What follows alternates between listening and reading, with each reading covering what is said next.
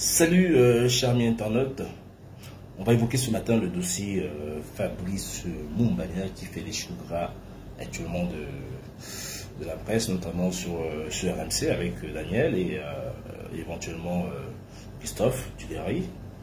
Depuis quelques jours, le joueur est cité nommément dans le cadre de ses ce qu'il considère comme étant des contre-performances. Bon, écoutez, je vais donner mon avis sur ce sujet. Parce que ma position est tranchée. Je ne suis pas d'accord avec ce qui est annoncé concernant Fabrice Moumbagna. C'est vrai, ce n'est pas un footballeur extraordinaire, c'est vrai.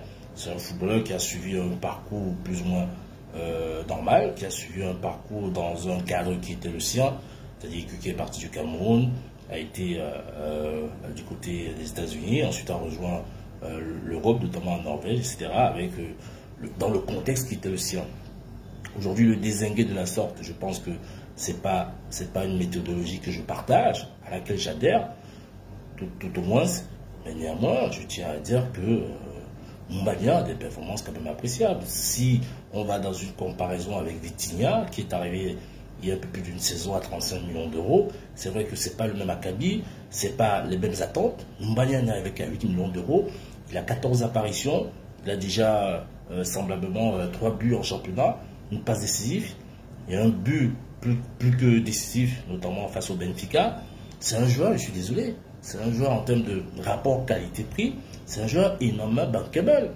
Si vous arrivez à 8 millions d'euros à Marseille, hein, vous avez ce poids en attaque, cet impact en attaque, même si effectivement, comme a dit aussi Sébastien Basson, bon, c'est sur son point de vue, quand il parle du QI de Moumbagna qui est relativement selon lui fait. Moi, je tiens à dire que si, effectivement, Moumbagna, si on rejoint le raisonnement de Sébastien, si Moumbagna il a un QI faible et qui parvient à être à ce niveau, je suis désolé, c'est un football extraordinaire. Parce que si on a un QI aussi faible et qu'on est à l'Olympique de Marseille, Gasset, tout de même, quand il est arrivé, il a de temps en temps, tout au moins pour sa première rencontre, il a titularisé Moumbagna. C'est pas le fruit du hasard, c'est qu'il a quand même des qualités. Après, les défauts que Moumbagna a sont des défauts qui peuvent être travaillés, tant bien que mal, il n'a que 23 ans. Et Moumbagna, en termes de registre, il s'inscrit dans le même registre qu'un garçon comme Olivier Giroud.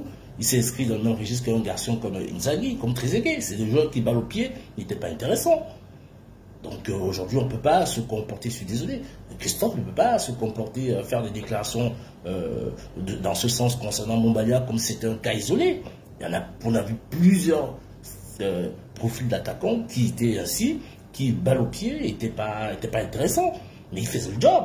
Ils faisaient le job. Donc il n'est pas aujourd'hui question de défendre Fabrice, mais il est juste question de trancher la poire en deux pour essayer de faire comprendre que cette détestation, ce regard qui me semble très sévère sur le cas Moumbagna est déplacé. Aujourd'hui, on en a fait pratiquement le jeu le plus médiatisé de l'OM actuellement, parce qu'on parle que de Moumbagna, pas simplement pour ses performances, à la limite, entre guillemets, peut-être pas l'extra sportif, mais pour, je dirais pas que ça n'a pas lieu d'être, oui, mais il faut avoir, à mon sens, une critique constructive. Christophe qui est aujourd'hui en train de critiquer Moumbagna lui-même, il était le Fabrice Moumbagna du Milan AC quand il a quitté, quand il a signé au Milan AC. C'était pas un joueur qui s'est imposé. Après le Milan AC, il allait à Barcelone, c'était pareil. C'était un joueur qui s'est imposé dans aucun grand club. Après, il est revenu en France. Christophe Dugarry en première division en France, c'est quoi? C'est 277 matchs, 47 buts et pratiquement 56 cartons jaunes.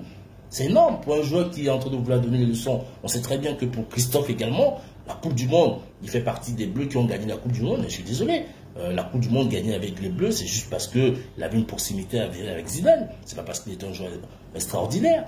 Lorsque de mémoire, on se souvient, du moins on se remémore les Bleus de 98, Dugarry ne revient pas dans l'esprit d'un Français normal.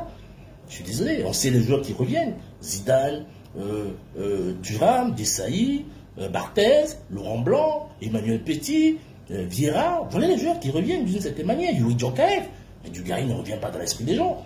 il faut quand même avoir un peu de recul pour donner une place à Dugarry. Mais aujourd'hui, effectivement, ayant une place stratégique au sein des médias, et comme il récite cela, il en parle fréquemment, effectivement, d'une certaine manière, bon, les gens sont en mémoire, mais c'était pas non plus un footballeur extraordinaire. Dugarry est aussi passé en première ligue avec 30 matchs joués, 6 buts, à peine marqués, et une fois de plus, 8 cartons. C'est-à-dire que c'est un joueur qui prenait plus d'avertissements, qui avait plus d'avertissements que de buts qu'il en mettait pour un attaquant. À Marseille, c'était pareil. On en a mis 14 buts pour 73 matchs joués avec Marseille. Ça n'a pas non plus été extraordinaire. En équipe de France, c'est quoi? C'est 8 buts en 55 rencontres. En 8 ans en équipe de France. Donc pratiquement un but par an. Je suis désolé, Dugarry, techniquement, c'est un bon joueur.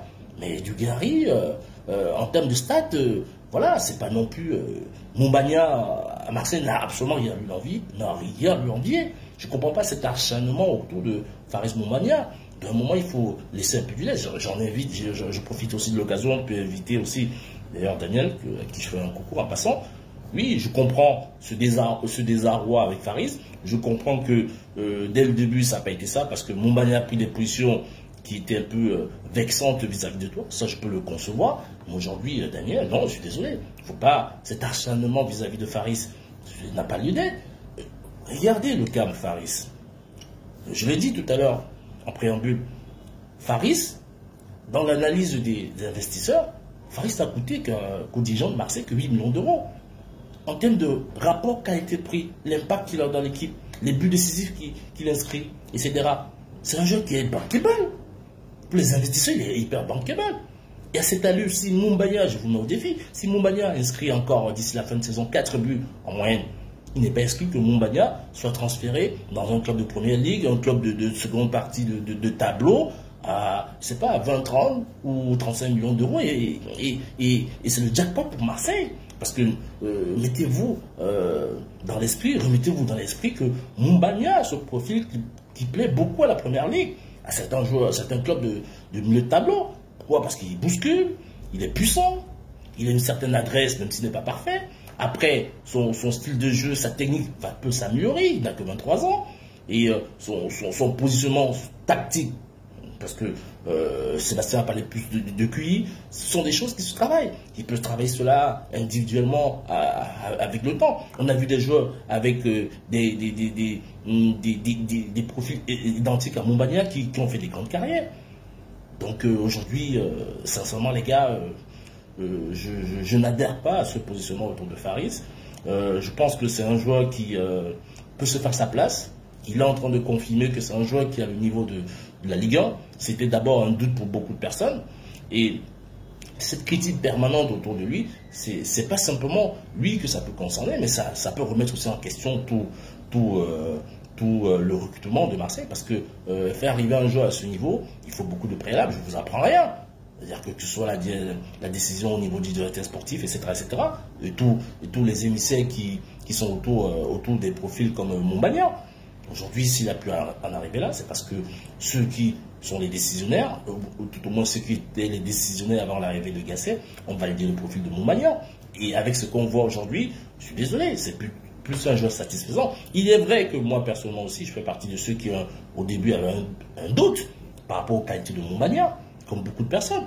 Mais aujourd'hui, ses performances en termes de rapport, en termes de buts qu'il inscrit, en termes de buts décisifs, il a remis en question beaucoup de choses. Il n'est qu'à appeler à s'améliorer. Et je pense qu'il faut suivre le move, il faut suivre la tendance, il faut voir jusqu'où Mumbagna va plaire à son staff. Il faut voir à quel niveau Mumbagna va essayer de convaincre. Je pense qu'on devrait un peu lâcher du pied concernant Faris Mumbagna. Merci, à bientôt.